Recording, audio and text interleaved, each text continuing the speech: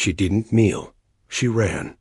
The executioner chased her around the scaffold, his axe dripping blood with every swing. 11 blows.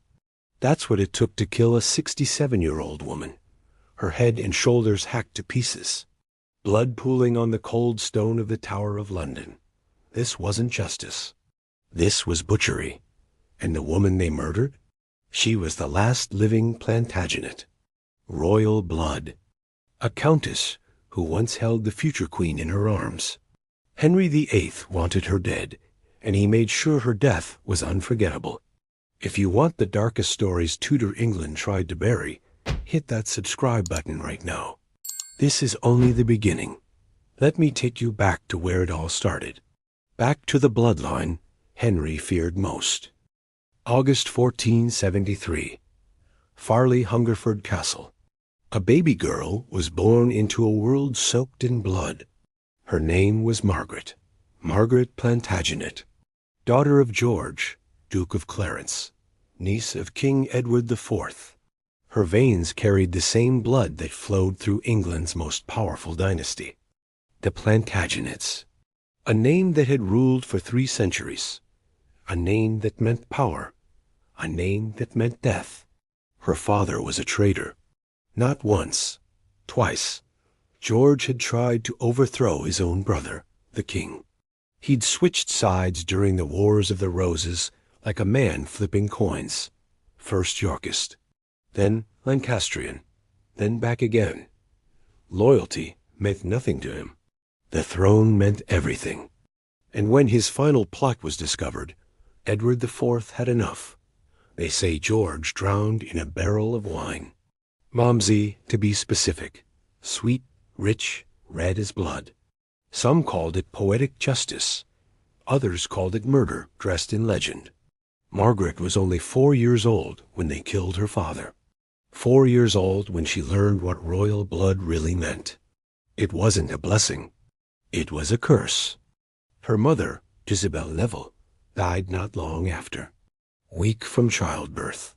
Broken from grief. Margaret and her younger brother Edward were orphans now. Royal orphans. The most dangerous kind. Because blood didn't just give you a claim to the throne. It gave others a reason to kill you. They were sent to Sheriff Hutton, a cold stone fortress in the north. Far from court. Far from the throne. Far from danger. Or so they thought. Because when King Richard III fell at Bosworth Field in 1485, everything changed. Henry Tudor took the crown, a Lancastrian, a usurper in the eyes of the Yorkists. And Margaret and Edward? They were Yorkist royalty. Plantagenet blood. A threat. Edward was taken to the Tower of London. He was 10 years old. He never left. They locked him away like a ghost, forgotten, buried alive in stone. But Margaret? Margaret was different. She was a girl. And in the eyes of men like Henry VII, girls didn't matter. Girls couldn't claim the throne. So instead of killing her, he married her off. 17 years old. Wed to a man named Reginald Pole, a Tudor loyalist, a nobody. It was a calculated move. Bind the Yorkist bloodline to a loyal Lancastrian servant.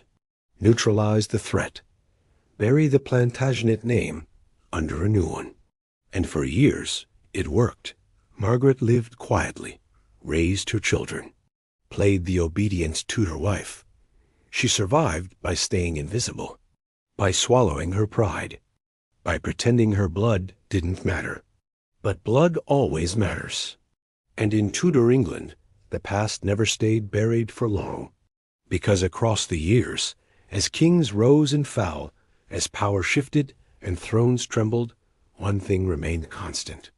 Margaret Plantagenet carried a lineage that terrified every Tudor who ever wore the crown. And one day, that terror would come for her. 1512. A new king sat on England's throne. Henry VIII, young, strong, hungry for glory. And Margaret? She was about to rise from the shadows. Reginald Pole was dead, her husband, the Tudor loyalist who had kept her leashed for years, gone. And suddenly, Margaret wasn't invisible anymore. Henry noticed her, not because she'd done anything, but because of what she was owed. Her father's titles, her family's lands, stolen decades ago when George drowned in that barrel of wine, stripped away when the Tudors took power. But Henry VIII was different from his father. He wanted to erase old grudges, smooth over the wounds of the past, make the Yorkists love him. So he gave Margaret everything back, the Countess of Salisbury. That's what they called her now. One of the wealthiest women in England. Estates sprawling across the countryside. Servants, titles, power. She'd gone from nobody's widow to a force at court, and Henry loved it. A Plantagenet bowing to a Tudor, proof that the old bloodlines accepted him as king. But Margaret didn't forget. She couldn't. Every time someone called her Countess, she remembered her brother, Edward Plantagenet, still locked in the tower, still rotting in the dark. Henry VII had executed him in 1499, trumped-up treason charges. A convenient death to eliminate a threat. Margaret had learned to smile through it, to curtsy, to thank the king for his generosity. But inside? Inside, she knew the truth. The Tudors gave with one hand and killed with the other. Still, she played the game, and she played it well. Henry adored her. He trusted her, so much so that he gave her the most important task a woman could be given at the Tudor court. He made her governess to his daughter, Princess Mary, Catherine of Aragon's child, the king's only living heir at the time. A tiny girl with red hair and her mother's stubbornness. Margaret raised her, taught her, loved her like her own, and Mary adored her in return. They were bonded. Blood might not have connected them, but loyalty did. For years, Margaret stood at the center of the Tudor world. Wealth, influence, the king's favor. She had everything she'd been denied as a child, everything her Plantagenet blood had once promised her. But there was a cost, because Margaret had sons, 5 of them, and one of those sons was brilliant, educated, ambitious. His name was Reginald. Henry paid for Reginald's education, sent him to Oxford, then to Padua, the finest universities in Europe. The king was grooming him, molding him into a scholar.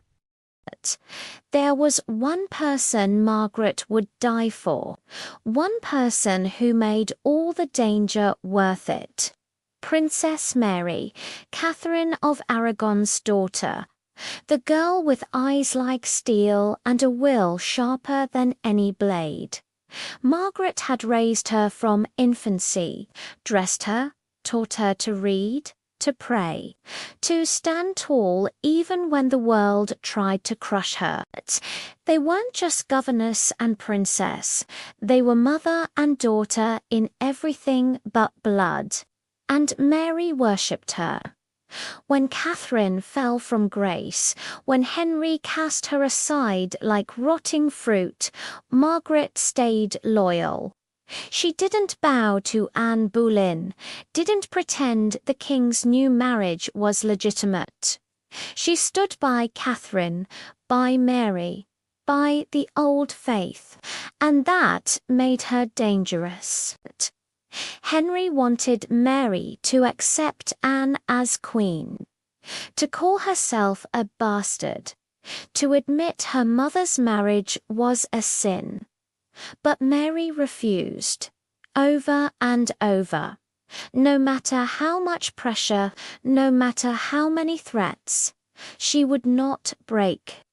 And Margaret was the reason why. The king knew it. Everyone at court knew it. Margaret Pole was the spine keeping Mary upright, the voice whispering in her ear, the one telling her to hold firm, to never surrender, and Henry hated her for it. In 1533, he struck Margaret was dismissed, stripped of her position as governess, banned from seeing Mary. The separation was brutal. Mary wept for days. She begged to see Margaret, wrote letters, pleaded, but Henry refused. He wanted to break Mary, to isolate her, to make her submit. But even from a distance, Margaret's influence lingered. Mary didn't break. She didn't bow. She remained defiant, and Henry blamed Margaret for every bit of it. For 3 years they were kept apart. 3 years of silence, of separation, of pain. Margaret returned to her estates, watched from afar, waited. She couldn't protect Mary anymore, couldn't hold her, couldn't whisper courage into her ear.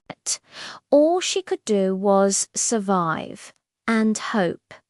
Then Anne Boleyn fell, beheaded, replaced, and suddenly the political winds shifted. Henry brought Margaret back to court in 1536. It wasn't forgiveness, it was practicality. Jane Seymour was queen now. Mary was back in favour, sort of, and Margaret. She was allowed back into the fold, back into Mary's life. They clung to each other. 2 survivors, 2 women who'd endured Henry's wrath and lived to tell the tale. Margaret was older now, wearier, but still fierce, still unbroken. Mary adored her more than ever, and Margaret would have walked through fire for that girl. But there was a problem, a shadow looming over everything. Margaret's sons, especially Reginald, the cardinal, the exiled, the traitor. Reginald was in Rome now, safe, untouchable, writing pamphlets, preaching against Henry, calling for invasion. And the more he spoke, the more dangerous Margaret became. Because Henry couldn't reach Reginald, but he could reach his mother. The king started watching Margaret closely. Every word she spoke, every letter she wrote, every visitor she received. He was looking for a reason, any reason, to destroy her, and in 1538 he found it, or rather, he created it. The Exeter Conspiracy. That's what they called it. A plot to overthrow Henry, to replace him with his cousin, Henry Courtenay, Marquess of Exeter. A Yorkist claim, a Catholic restoration, a fantasy, mostly. But Henry didn't care. He wanted blood, and Margaret's family was drenched in Yorkist lineage. Her sons, her relatives, her entire bloodline. They were all suspects, all guilty by association. Margaret's son, Henry Pole, Lord Montague, was arrested. So was her other son, Geoffrey, her son-in-law, Henry Courtenay, her grandson, a boy of 12. One by one, they were dragged to the Tower, and then they came for Margaret. November 13th, 1538. Soldiers arrived at her estate. No warning. No trial, no charges, just orders. Margaret Pole, Countess of Salisbury, was under arrest. She didn't resist, didn't scream. She simply looked at them with those cold, Plantagenet eyes and walked out the door. She never saw daylight as a free woman again. The Tower of London swallowed Margaret whole. Stone walls, iron bars, darkness so thick you could taste it.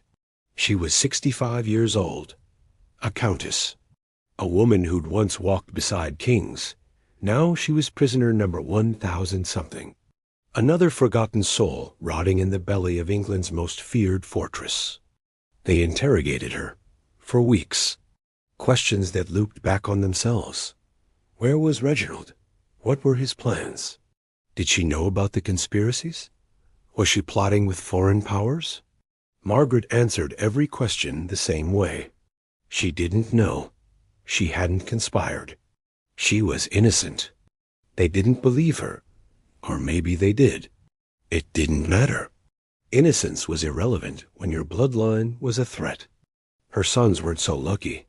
Henry Pole, Lord Montague. Geoffrey Pole. Both arrested. Both tortured. Geoffrey broke first. He confessed to everything. Things he'd done. Things he hadn't.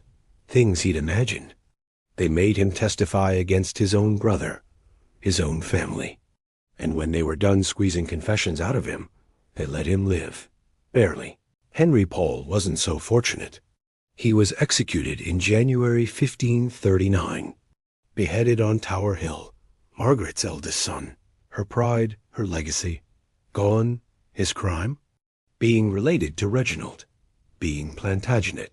Being dangerous by blood alone. Margaret was at Cowdray House when they killed him. Under house arrest. Isolated. She didn't even know he was dead until weeks later. When she found out, she didn't cry. Couldn't. There were no tears left. Just a hollow ache where her heart used to be. In May 1539, Parliament passed a bill of attainder against her. No trial. No defense. Just an official decree. Margaret Pole was guilty. Of what?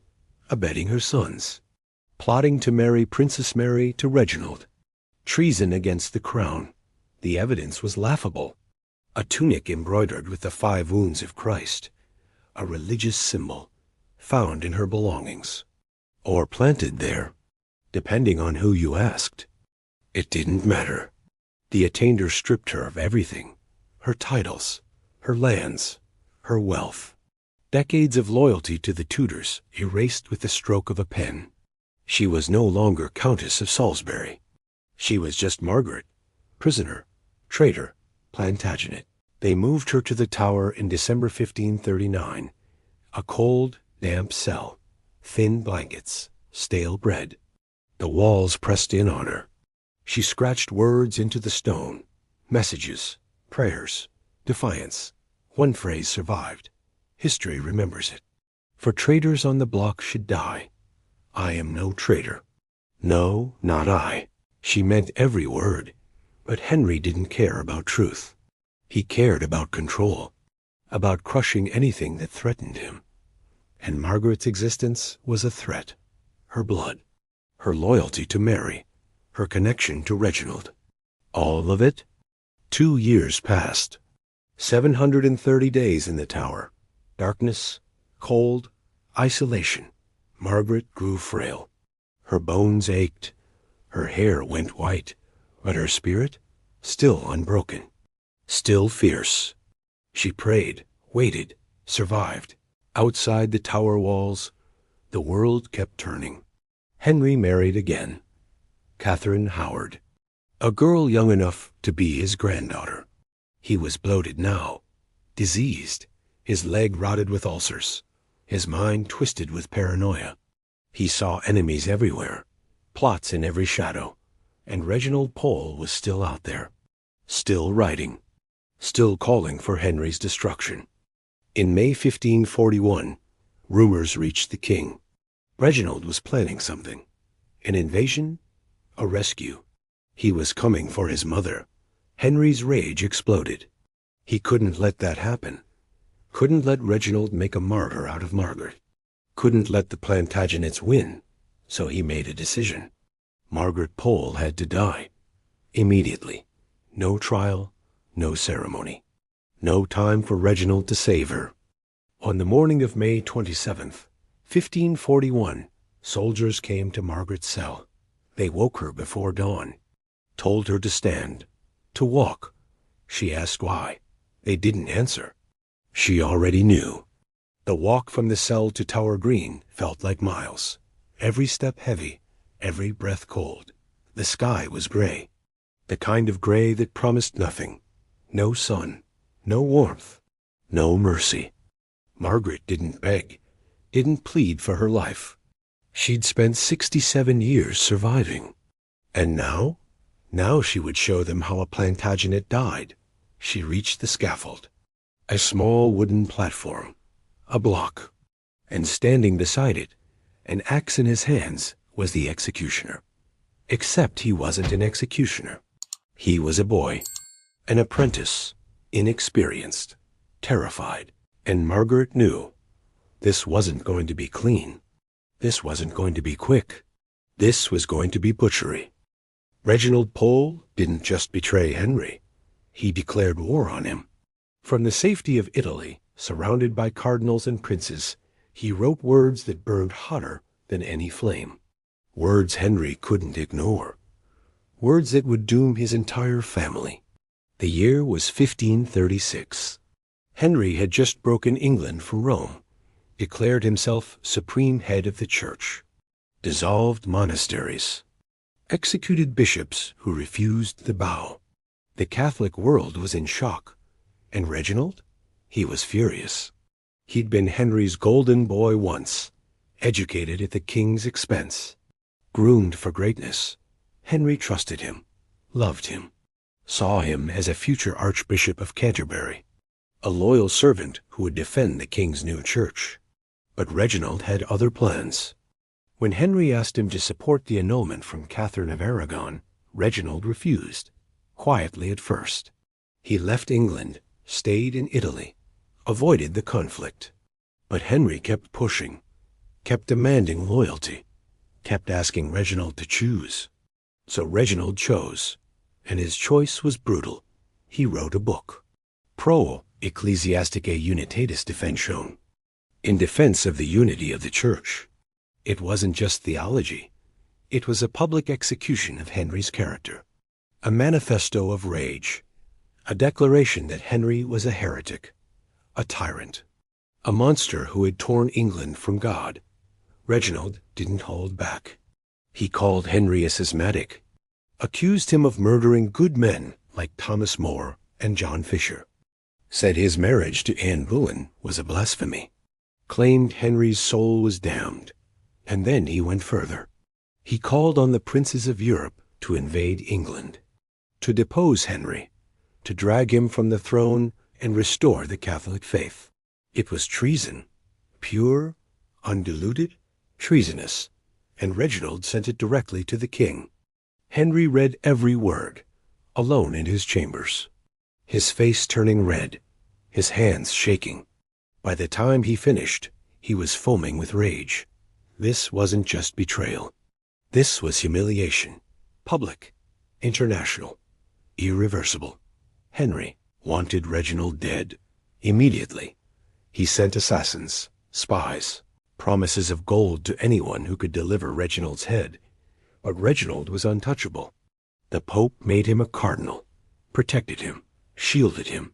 He moved from city to city, always one step ahead, always safe. And Henry? Henry was stuck, unable to reach the one man he wanted to destroy most. So he did what Tudors always did.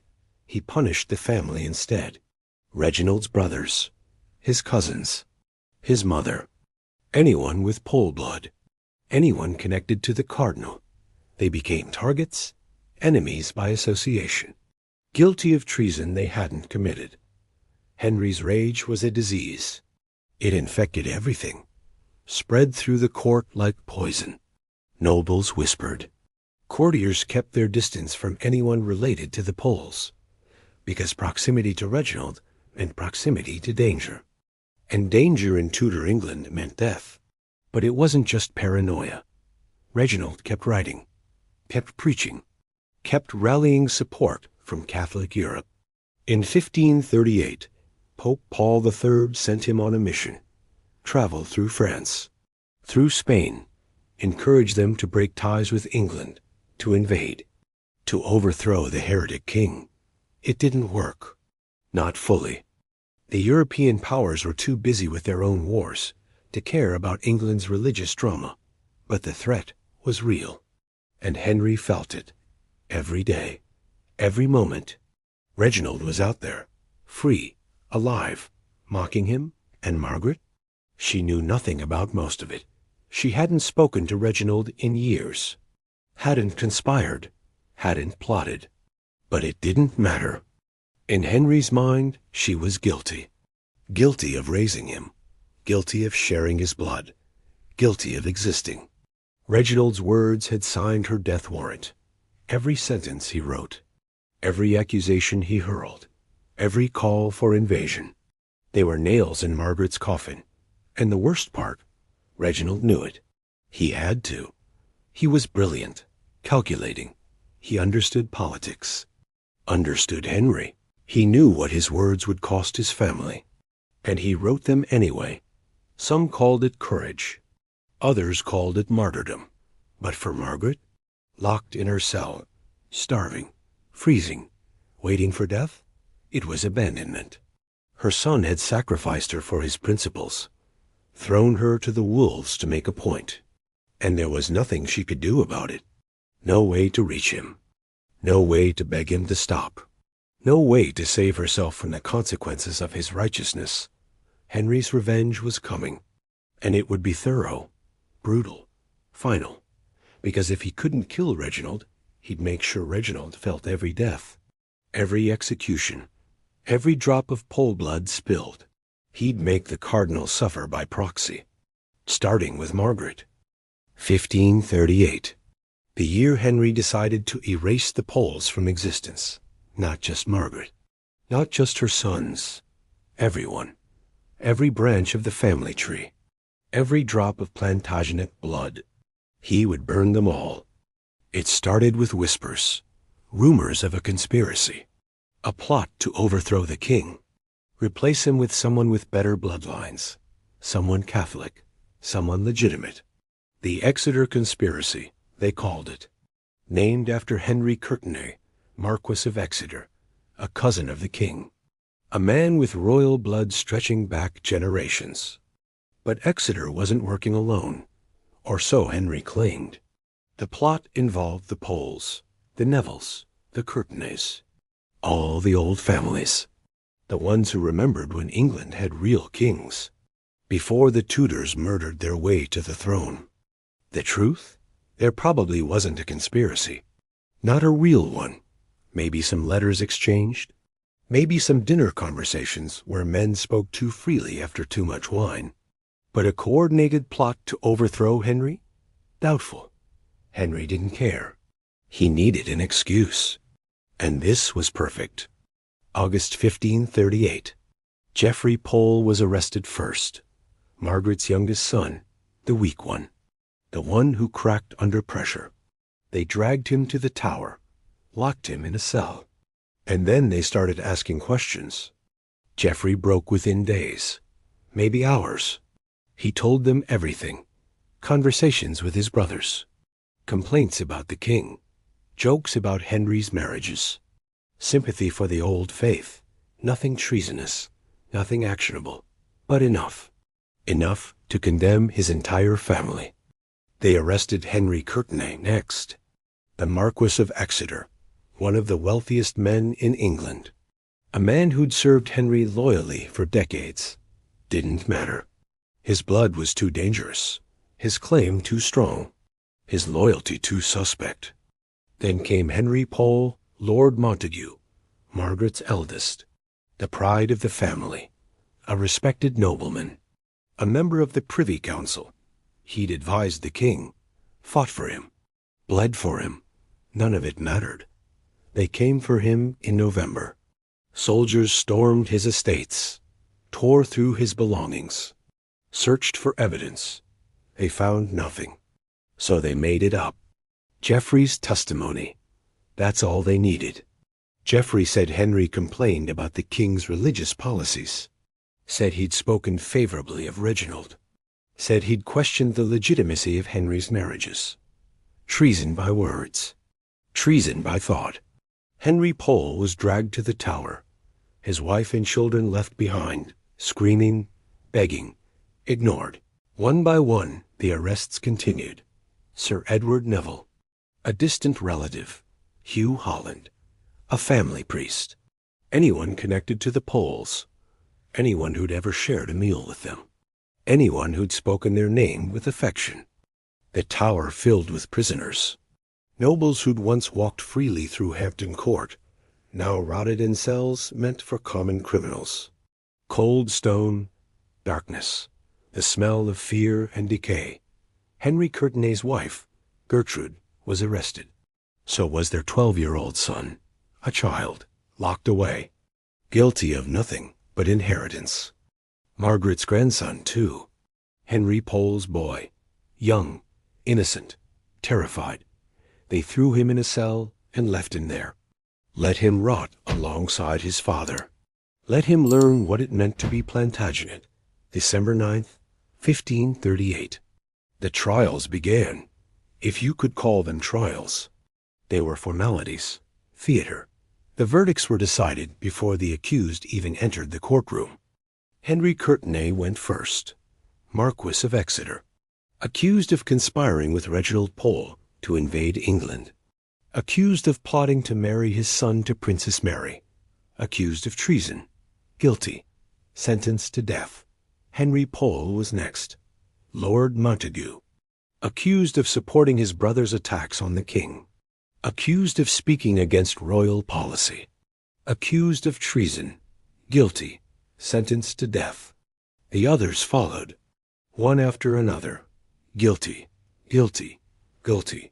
The courtroom echoed with condemnations, with death sentences, with the sound of a bloodline being erased. January 9th, 1539. Tower Hill. Dawn. The executions began. Henry Courtenay died first, beheaded, his head held up for the crowd, blood dripping from the stump of his neck. The Marquis of Exeter, reduced to a corpse. Henry Pole followed, Margaret's son, her eldest, her legacy.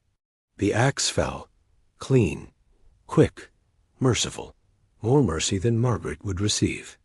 Sir Edward Neville, Hugh Holland, others, all executed, all dead by noon, their bodies carted away, their heads spiked on London Bridge. A warning to anyone with dangerous blood. Geoffrey Pole, he lived, the traitor who betrayed his family. The weak one who broke. They pardoned him, let him go, destroyed him in a different way. He'd spend the rest of his life knowing he'd killed his own brother. And Margaret? She was still alive, still locked in the tower, still unaware of how much blood had been spilled, still waiting for her turn, because Henry wasn't done. Not yet. The Pole family still existed. Margaret still breathed. Reginald still preached. And that was unacceptable. November 13th, 1538. The day Margaret's world ended.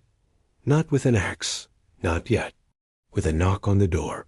She was at Warblington Castle, her home, surrounded by servants who'd known her for decades, sitting by the fire, reading, praying, living what remained of her life in quiet dignity. Then the soldiers came. Sir William Fitzwilliam, Earl of Southampton, one of Henry's most trusted interrogators. He stood in her doorway with a company of armed men. No smile, no apology, just a rolled parchment and cold eyes. Margaret Pole, Countess of Salisbury. You are under arrest by order of the king. She didn't flinch, didn't cry, didn't beg. She simply stood, smoothed her skirts, and asked what the charges were. Treason, conspiracy, abetting enemies of the crown. She laughed, a short, bitter sound. Treason?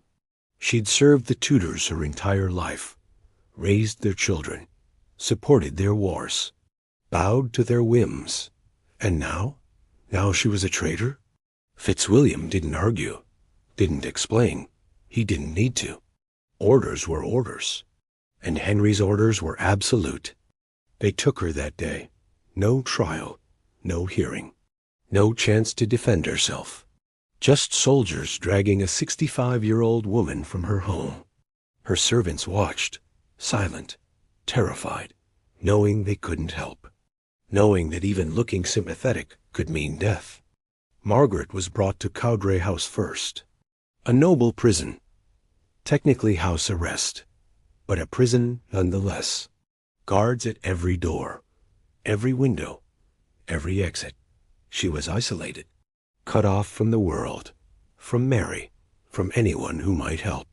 And then the interrogations began.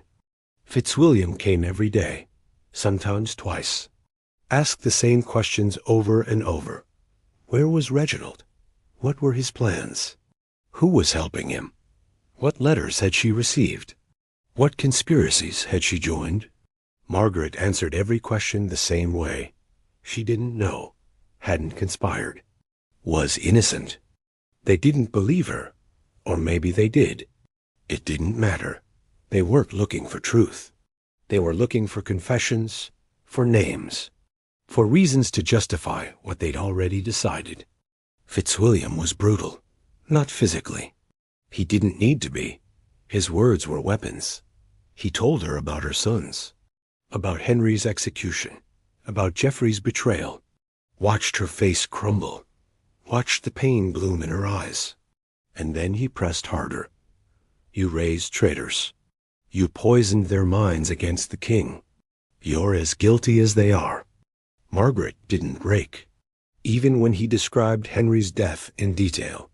Even when he told her Geoffrey had testified against the family. Even when he said her grandson was locked in the tower. She stayed silent, defiant, unmovable. Fitzwilliam wrote to the king, frustrated, angry.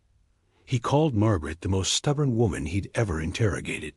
Sighed she defended herself with a manly countenance, with precision in every word and gesture. He almost admired her. Almost. But admiration didn't save her. December 1539. They moved Margaret to the Tower, the real prison, the place where Hope went to die. Her cell was small, damp, cold, a narrow bed, a bucket, thin blankets that did nothing against the winter chill.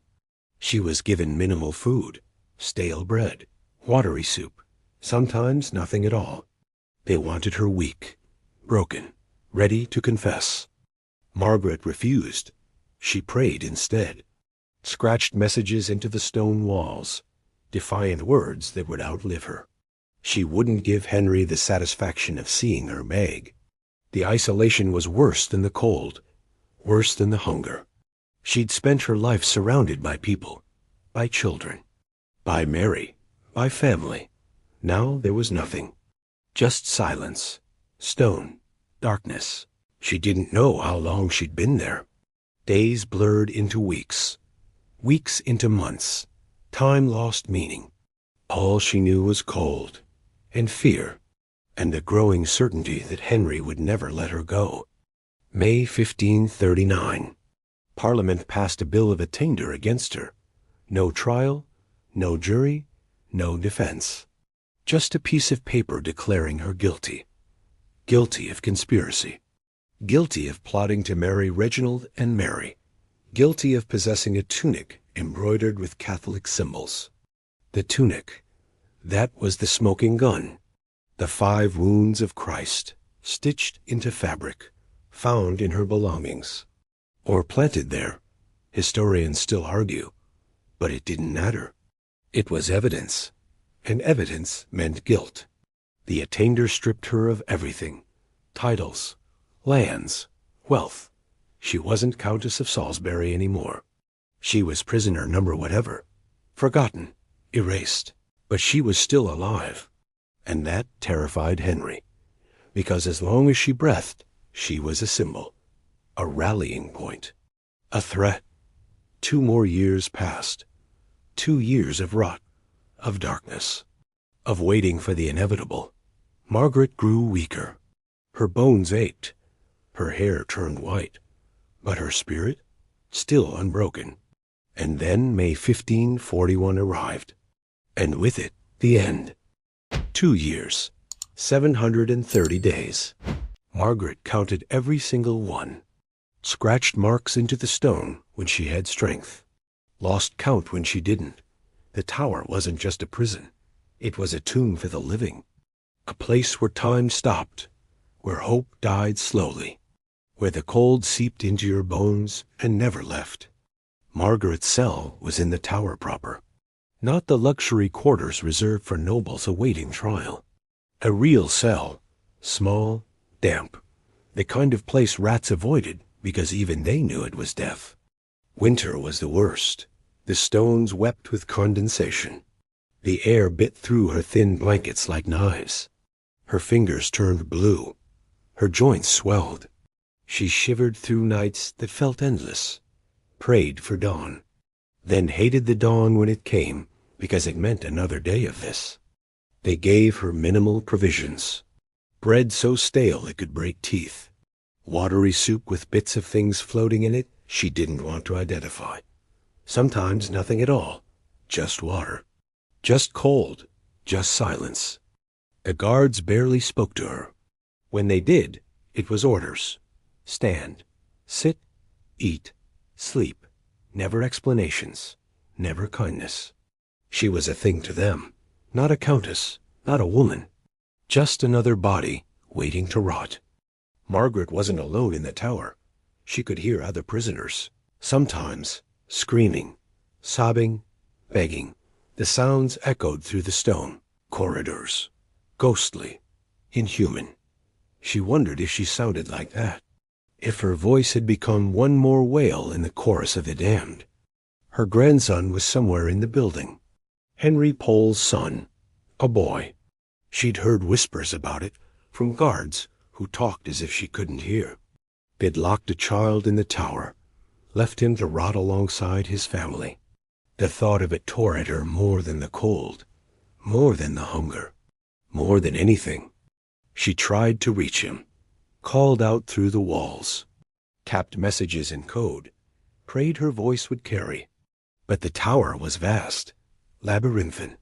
He might have been 10 feet away or a mile. There was no way to know. Sometimes she heard executions. The sounds carried, the crowd gathering, the prayers, the dull thud of the axe. Then silence. She'd lie awake afterward, wondering who it was, whose family just lost someone, whose bloodline just ended.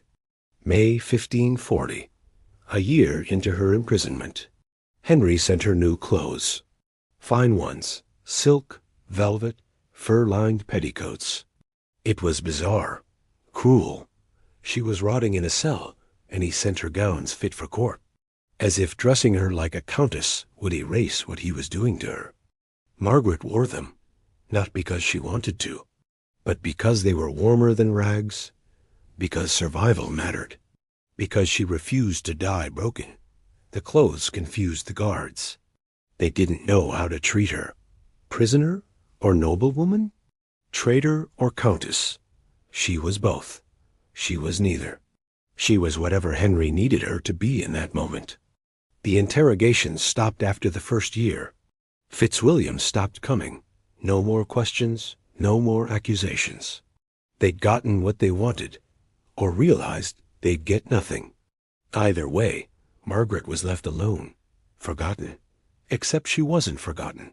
Not really, because Henry was still watching, still waiting, still deciding. Spring 1541.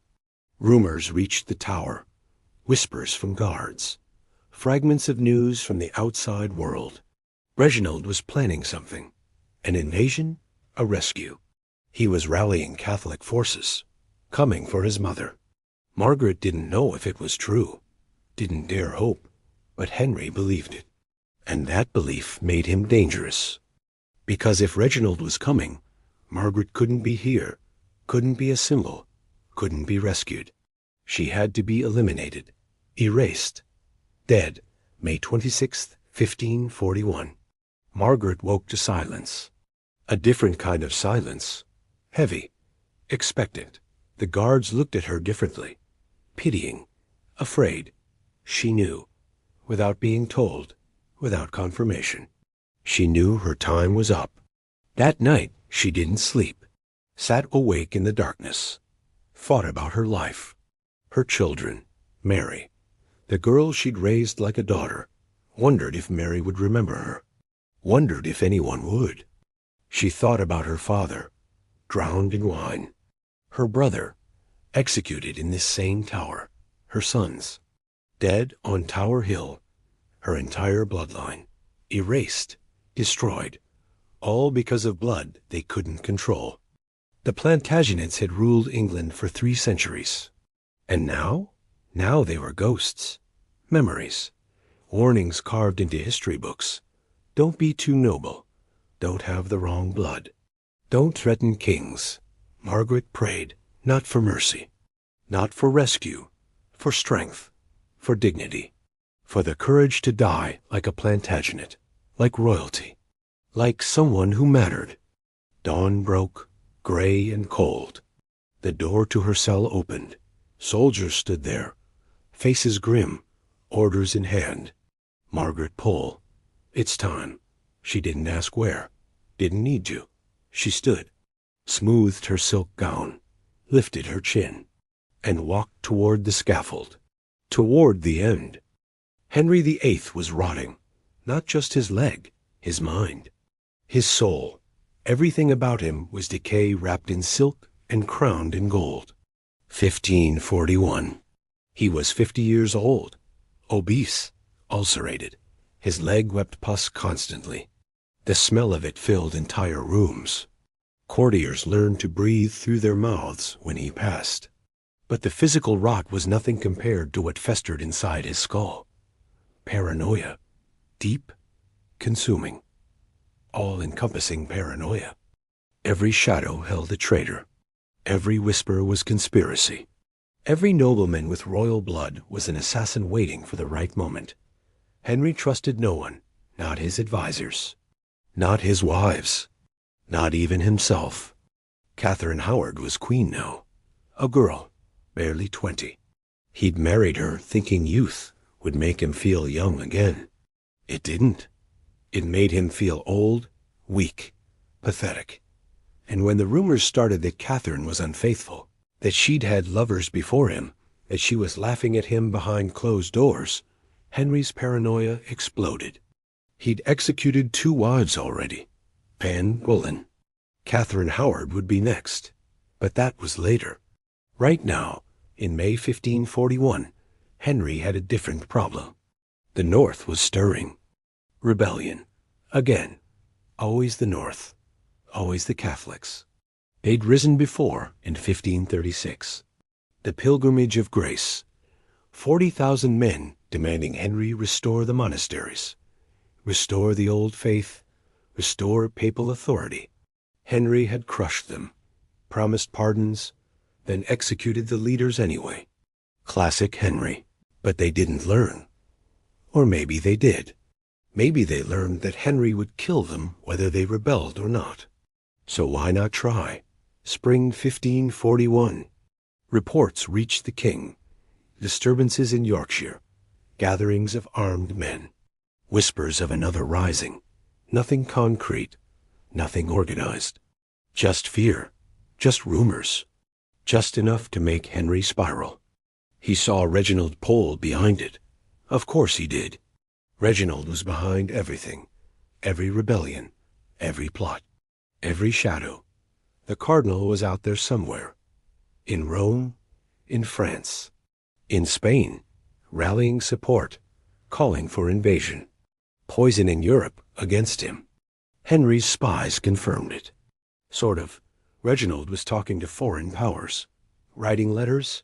Making plans. Whether those plans included actual invasion was debatable. But Henry didn't debate. He acted. And then the worst rumor reached him. The one that sent him over the edge. Reginald was planning a rescue. He was coming to England. Coming to the Tower. Coming for his mother. Margaret. Still alive. Still imprisoned. Still dangerous. Henry couldn't allow it. Couldn't let Reginald make a martyr of her. Couldn't let the Catholics rally around her. Couldn't let the Plantagenets rise again. Margaret had to die. Not eventually. Now.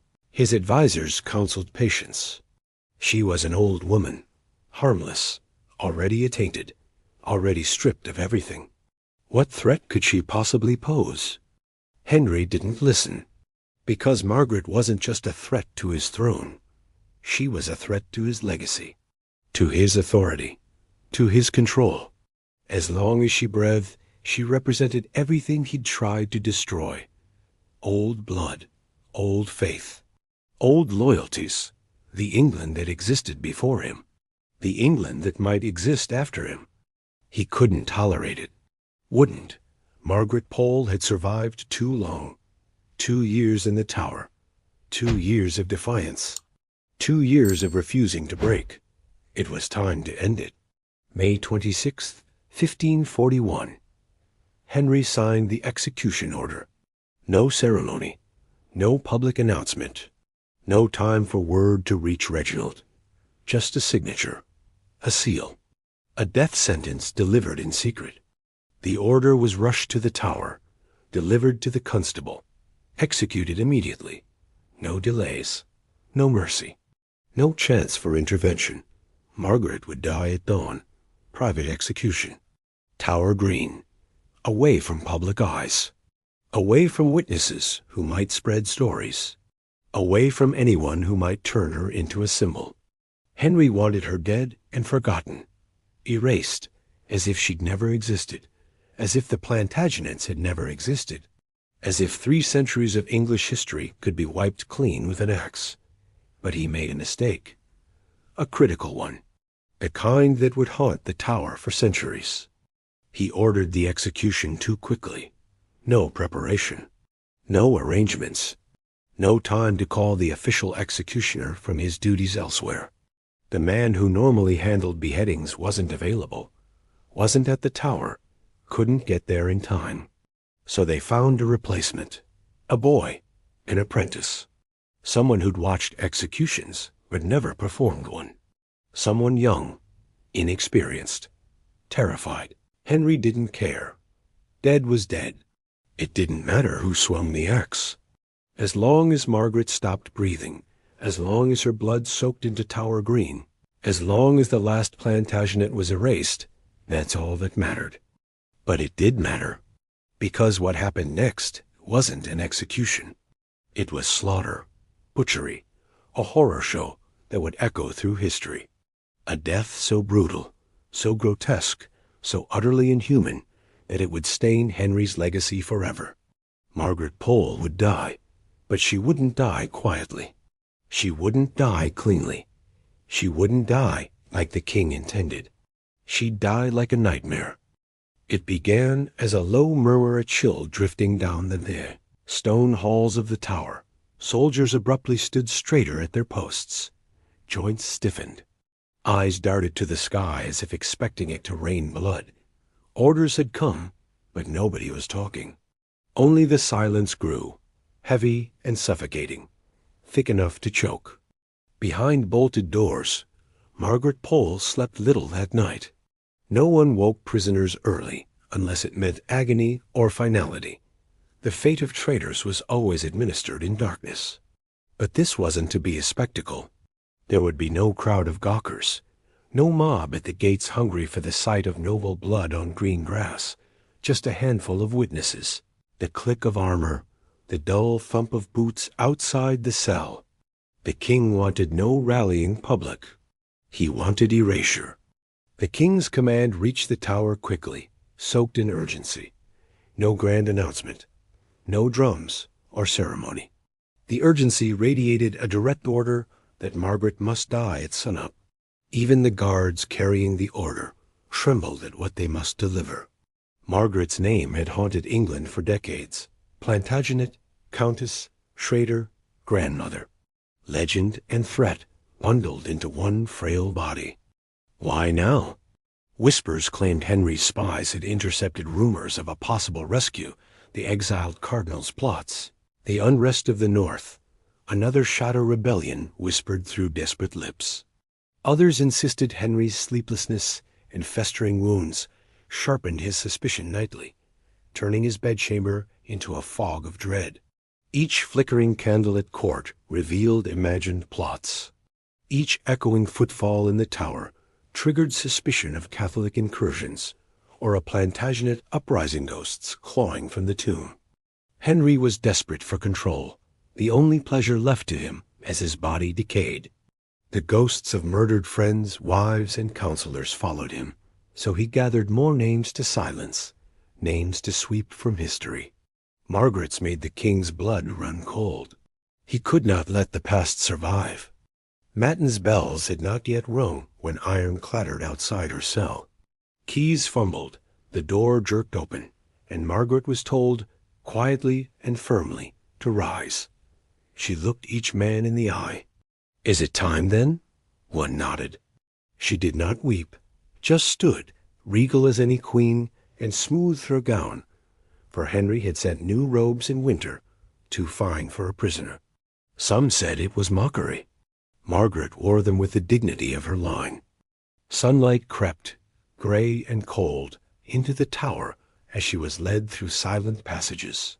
Even the birds seemed to hold their breath. On Tower Green, the block waited a crude stage for a brutal ending. The executioner was not the seasoned master usually reserved for the highborn. He was just a boy, white-faced, axe trembling as much as Margaret's hands were still.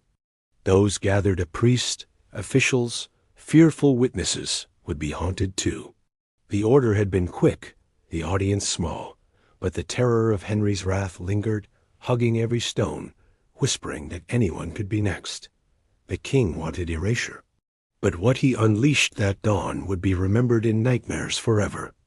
Dawn arrived reluctant and pale. The sky refused color, as though ashamed to witness what was about to unfold. Tower Green woke slowly, birds hesitated to sing. The Thames whispered instead of roared. Even the stones seemed to shudder beneath the feet of soldiers who moved like ghosts through the morning mist. Margaret Pole woke long before they came for her. Sleep had abandoned her hours ago, replaced by cold clarity. Her body ached 2 years of stone floors, and thin blankets had hollowed her bones.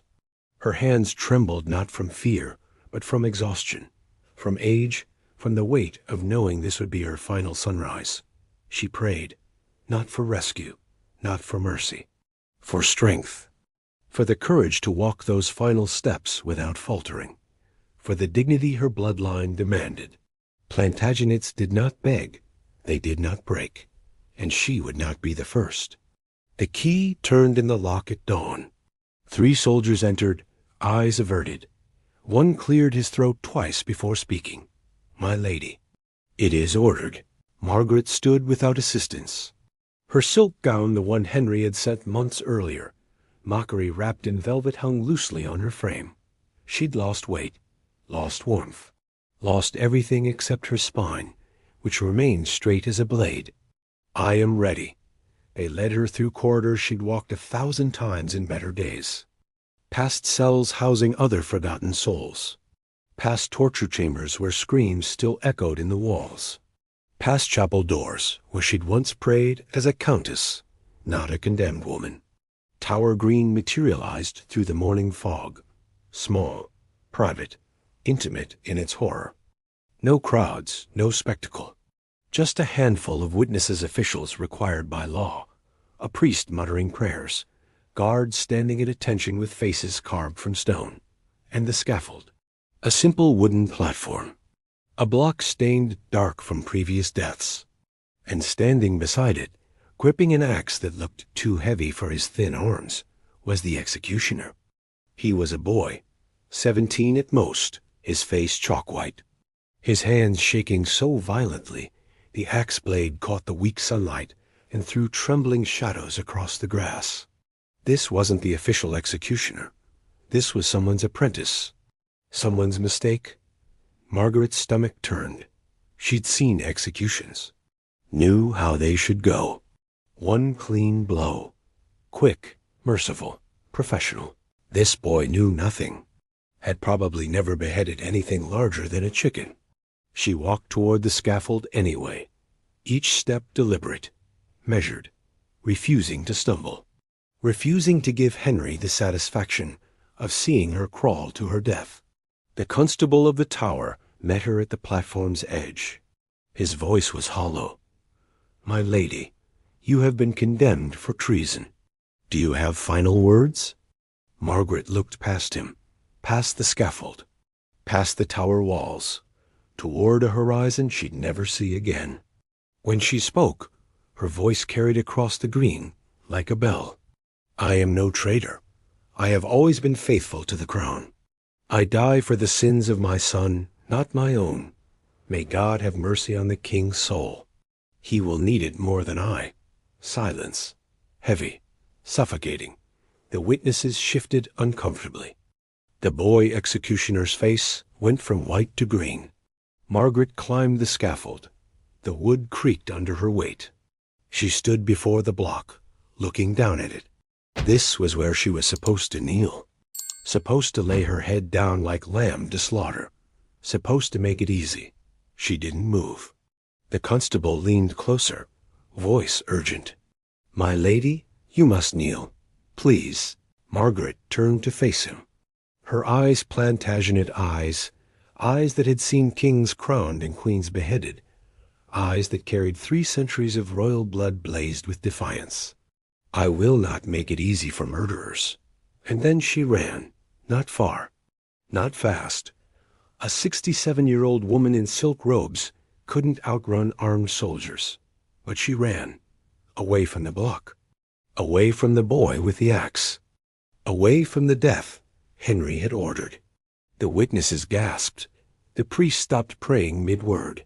The soldiers froze, unsure what to do. You couldn't chase a countess around a scaffold. It wasn't done. It wasn't dignified. But the boy executioner panicked. He lunged after her, axe raised, and brought it down. The blade missed her neck, struck her shoulder instead. Blood sprayed across the scaffold. Margaret screamed, a sound torn from her throat, raw and animal. She stumbled, but didn't fall. The boy swung again. This time he hit the back of her head. Bone crunched. Blood poured. Margaret collapsed to her knees, hands clutching at the wood, trying to crawl away. The witnesses stood paralyzed. This wasn't an execution. This was butchery. This was murder dressed in royal decree. And it wasn't over. Margaret's final walk began in silence. The kind of silence that swallows sound whole footsteps muffled, breathing shallow, the world holding its breath. She moved through corridors she'd once commanded as a countess, now escorted like a common criminal. The irony wasn't lost on her. Neither was the cruelty. No trial. That's what burned deepest. Henry hadn't even granted her the dignity of defending herself publicly. The bill of attainder had already declared her guilty 2 years prior, guilty by decree, guilty by association, guilty by blood. Parliament had stripped her of everything without letting her speak a single word in her defense. She was erased on paper long before the axe would attempt to erase her from existence. The guards flanking her wouldn't meet her eyes. Young men, most of them. Probably fathers, brothers, sons who'd been taught to respect their elders. Now they were marching an old woman to her death, and the shame radiated off them like heat from stone. She wanted to tell them it wasn't their fault, that they were just following orders, that Henry's poison infected everyone it touched, but she saved her breath. She'd need it for what came next. Tower Green appeared through an archway, a patch of grass that had drunk so much noble blood it should have turned black. Anne Boleyn died here. Catherine Howard would die here next year. The Tudors turned this place into their personal graveyard, burying threats beneath the very stones that symbolized their power. Margaret paused at the threshold. The platform waited, stark and obscene in the pale morning light. Around it stood the required witnesses' men in fine clothes who'd come to watch an old woman die because the king commanded it. Some looked curious, others looked sick. All looked complicit. The priest approached, offering final prayers. Margaret accepted them with a nod, though she'd already made her peace with God. Her faith had carried her through 2 years of darkness, through the loss of her sons, through the destruction of her family. God knew her innocence. That was enough. The constable gestured toward the scaffold. My lady, She climbed the steps without assistance, each one creaking under her weight. The platform felt smaller than it looked from below, barely room to move, barely space to think. Just wood and death and the stench of fear that never quite washed away. The block sat in the center, worn smooth by countless necks. Dark stains marred the grain evidence of executions past, of blood that seeped too deep to scrub out. Margaret stared at it, this thing that would be the last sight she'd see clearly. This crude pillow of death. And then she saw him, the executioner, the boy. He stood off to the side, gripping the axe like it might escape. His hands trembled visibly, knuckles white against the wooden handle. His face was the color of chalk, eyes wide with panic. This wasn't a professional. This was a child playing at murder. Horror flooded through her. This boy would kill her. This terrified, inexperienced boy would swing that axe at her neck. And judging by his shaking hands, he'd miss. The constable began reading the charges. Treason, conspiracy, abetting enemies of the crown. Words that meant nothing. Lies dressed in legal language. Margaret barely heard them. She was calculating, measuring, trying to determine how badly this would go. Very badly, she realized. This would go very, very badly. The reading finished. The constable turned to her, voice formal. "My lady, you have been condemned. Do you have final words?" Margaret lifted her chin. Her voice rang out clear and strong across Tower Green, carrying to every witness, every guard, every coward who'd come to watch. "I am condemned for the deeds of others, not for anything I have done. I have been true to my sovereign and to my faith. My son's words are his own. I bear no guilt for them. If this is how kings reward loyalty, then Henry Tudor has already damned himself. I go to God with a clear conscience. Let those who send me there do the same." The witnesses shifted uncomfortably. Someone coughed. The priest crossed himself. Margaret turned to face the block. This was the moment she was supposed to kneel, supposed to lay her head down, supposed to make it easy for the boy with the trembling hands to end her life with one clean blow.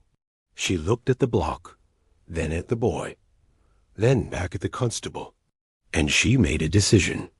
She would not kneel for murderers, would not make Henry's revenge convenient, would not die obediently like a lamb accepting slaughter. If they wanted her dead, they'd have to chase her.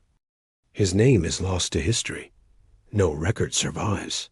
No gravestone marks his passing. He's remembered only for what he did that morning, the boy who butchered a countess on Tower Green.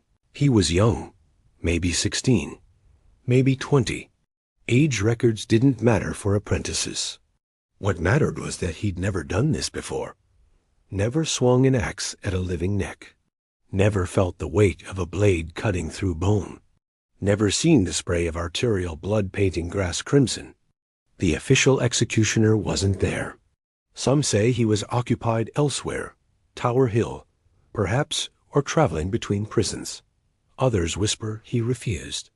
That when the order came to kill Margaret Pole, immediately, privately, without ceremony, the master executioner declined, claimed illness, claimed prior commitment, claimed anything to avoid the job. Because even executioners had limits. Even men who killed for a living drew lines. And beheading a 67-year-old woman who committed no crime? That crossed it. So they found this boy, this apprentice, someone expendable, someone who couldn't refuse royal orders, someone who would swing the axe because disobedience meant joining the condemned. He stood on Tower Green that morning, hands slick with sweat despite the cold. The axe felt impossibly heavy. Iron and wood, and the weight of what he was about to do. His arms trembled. His legs threatened to buckle. Every instinct screamed at him to run. But soldiers surrounded the scaffold. Officials watched with hard eyes. The king's orders hung in the air like nooses. There was no escape, no mercy for hesitation. He would do this. or he would die. Margaret climbed the scaffold and saw him, really saw him, his youth, his terror, his complete lack of preparation. And she understood. This wasn't going to be quick.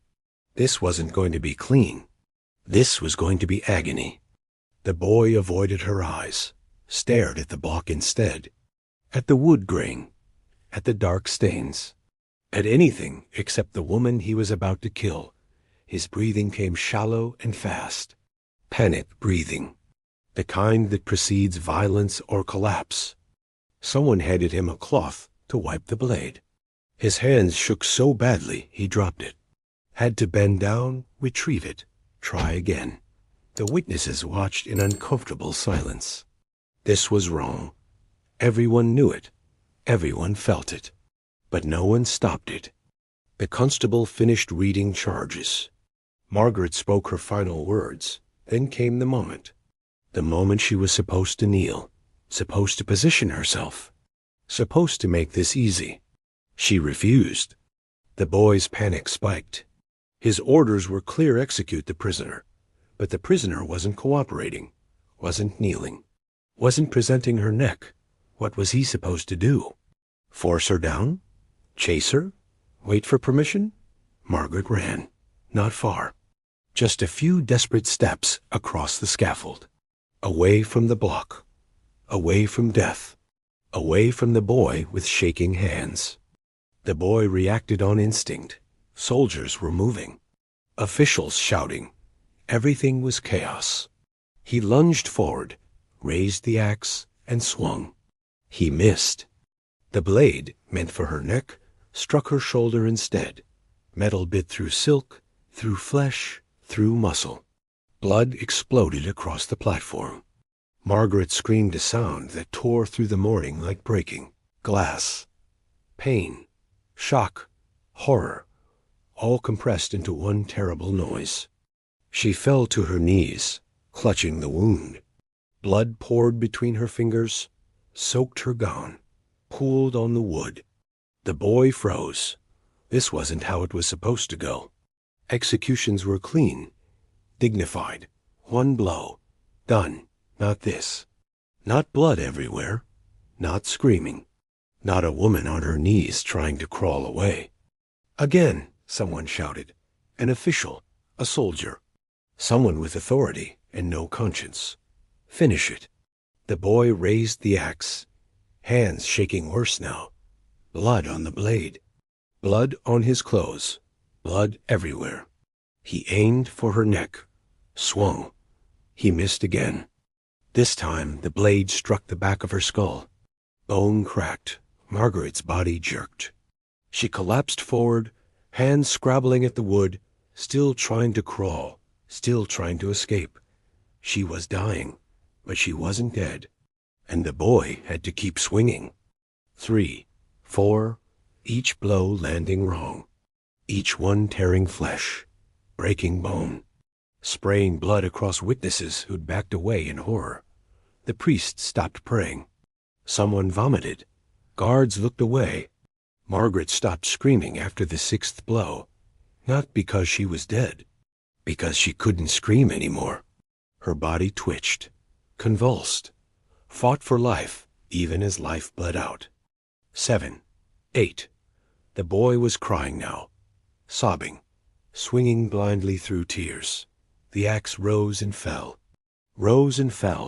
mechanical, mindless, a nightmare loop of violence. 9, 10. Her body finally stopped moving, but her head was still attached. Barely, by sinew and skin and stubborn Plantagenet defiance. 11. The final blow, the one that severed everything. Margaret Pole's head separated from her body and rolled across the scaffold. Her eyes were still open, still staring, still defiant. The boy dropped the axe, fell to his knees. Blood soaked the scaffold, soaked his hands, soaked everything. He just killed a countess, in the worst way possible, and he'd never forget it. None of them would. The axe swung and the nightmare began. Time didn't slow. It fractured, splintered into scattered images and broken sounds, every frame painted in blood. The moment Margaret ran, the order of things collapsed, dignity evaporated. The rules of noble death dissolved into chaos. Witnesses gasped, some stepping back instinctively, as the scene devolved from solemn execution to raw slaughter. The executioner, little more than a terrified boy, lunged after her. He brought the blade down not at her neck, but blindly, desperate to fulfill his grisly command. Wood cracked and flesh split as the first blow missed its target, crashing into her shoulder. Pain exploded, but Margaret wouldn't fall. She stumbled, grasping for the edge of the scaffold, refusing to surrender to the panic and agony washing through her veins. Blood poured onto discolored boards. The apprentice raised the axe again, sweat and fear blurring his vision. His next attempt landed on her upper back, sending another shower of blood arching through the cold air. Each failed strike magnified Margaret's torment. She crawled forward a few inches, hands slick with her own lifeblood. Her silk gown soaked up crimson, darkening with each passing moment. The witnesses, now pale and wide-eyed, looked on as the horror unfolded. The priest faltered in prayer, words lost to the spectacle before him. A London official covered his mouth, turning away. The axe fell again and again, each blow wilder and less precise. It battered bone, ripped flesh, splintered wood under her body.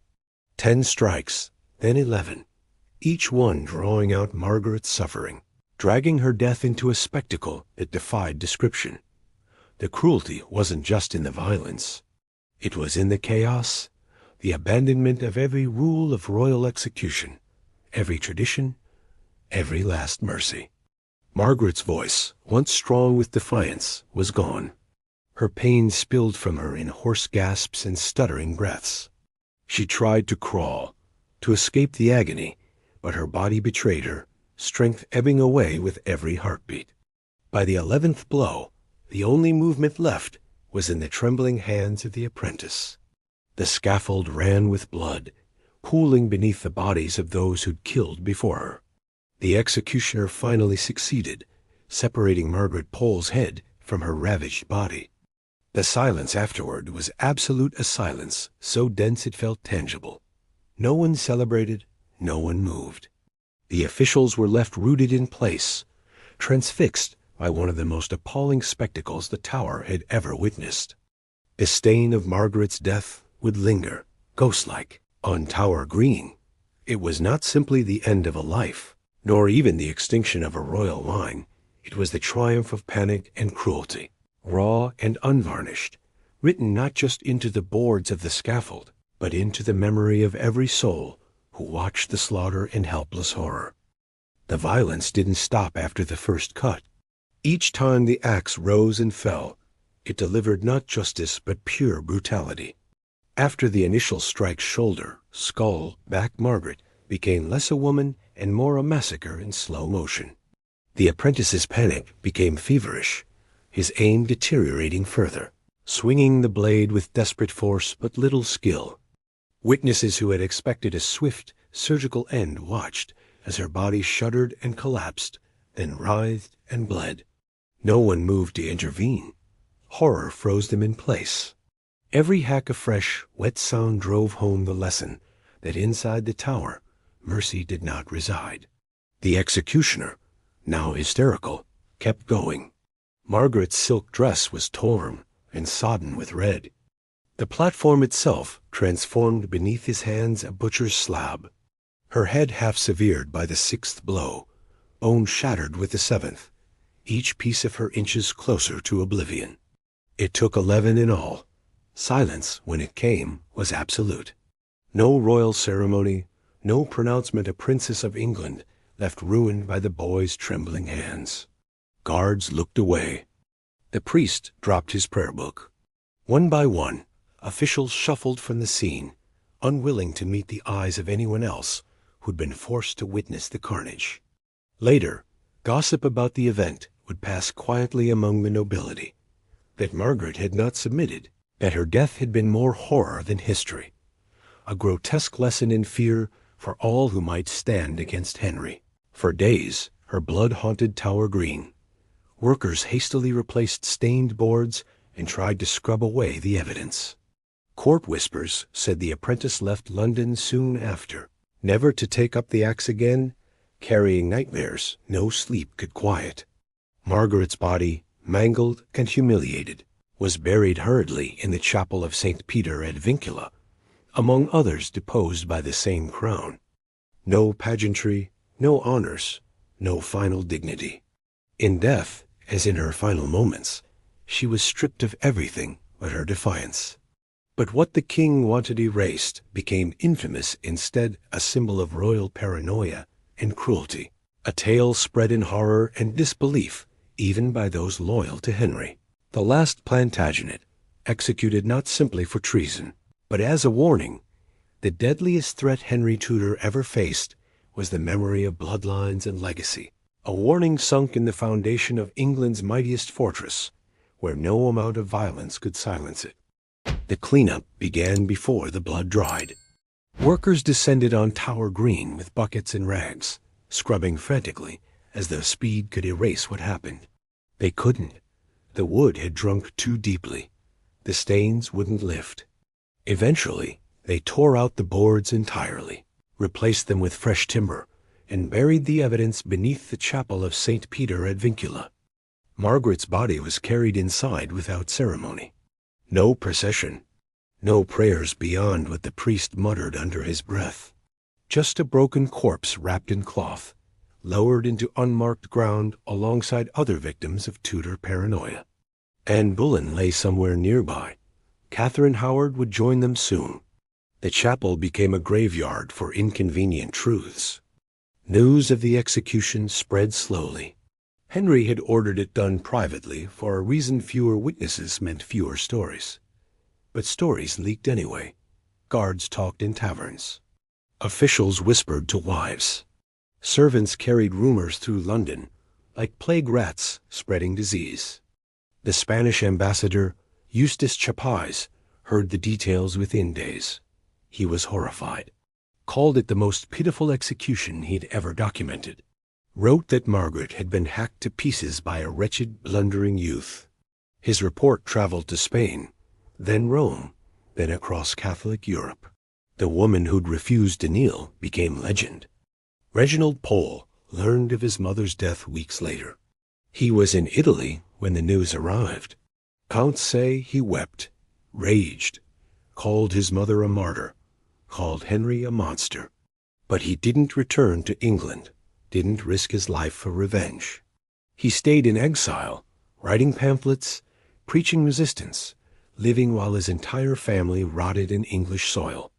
Some historians argue Margaret's death broke him, that the guilt of causing her execution through his defiance ate away at his soul.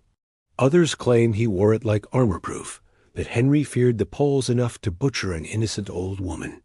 Either way, Reginald survived, outlived Henry, eventually returned to England under Mary's reign as Archbishop of Canterbury. But by then, it was too late. The Pole bloodline was finished. Margaret's grandson, Henry Pole's son, remained imprisoned in the Tower for years. A boy locked away for the crime of existing. He died there eventually. No execution, no trial. Just forgotten, erased. Another Plantagenet reduced to footnotes. The Plantagenet dynasty, which had ruled England for over 3 centuries, ended with 11 blows on Tower Green. Margaret was the last legitimate heir, the last living connection to a royal line that stretched back to Henry II, to Richard the Lionheart, to Edward III, and Henry VIII killed her with the efficiency of a man swatting flies. But he couldn't erase what she represented, couldn't scrub away the questions her death raised. If the king could murder a 67-year-old woman without trial, without proof, without mercy, what did that make him? A monarch or a tyrant? A defender of England or its destroyer? The answer echoed through Tudor history. Henry executed more nobles than any English king before him, more wives, more friends, more subjects. By the time he died in 1547, bloated and diseased and paranoid, his legacy was written in blood. Margaret Pole's execution became the darkest stain in a reign defined by darkness. Centuries later, the Catholic Church beatified her, declared her Blessed Margaret Pole martyr, recognized what Henry tried to destroy, that she died innocent, that her only crime was blood, that her execution was murder dressed in crown and law. Tower Green still stands. Tourists walk across it daily, taking photos, reading plaques. Most don't know Margaret's story. Don't know that beneath their feet lies a woman who refused to kneel, who ran from the axe, who took 11 blows to kill because she wouldn't make it easy for murderers. Her ghost is said to haunt the tower. On foggy mornings, witnesses claim to see an old woman in bloodied silk running across the green, chased by shadows. This story's probably fiction, but the truth it represents isn't. Margaret Pole died defiant, died Plantagenet, died proving that even kings can't kill courage. And 500 years later, we still remember her name, still tell her story, still whisper it in the darkness. The last Plantagenet, the woman who wouldn't kneel, the martyr Henry couldn't erase.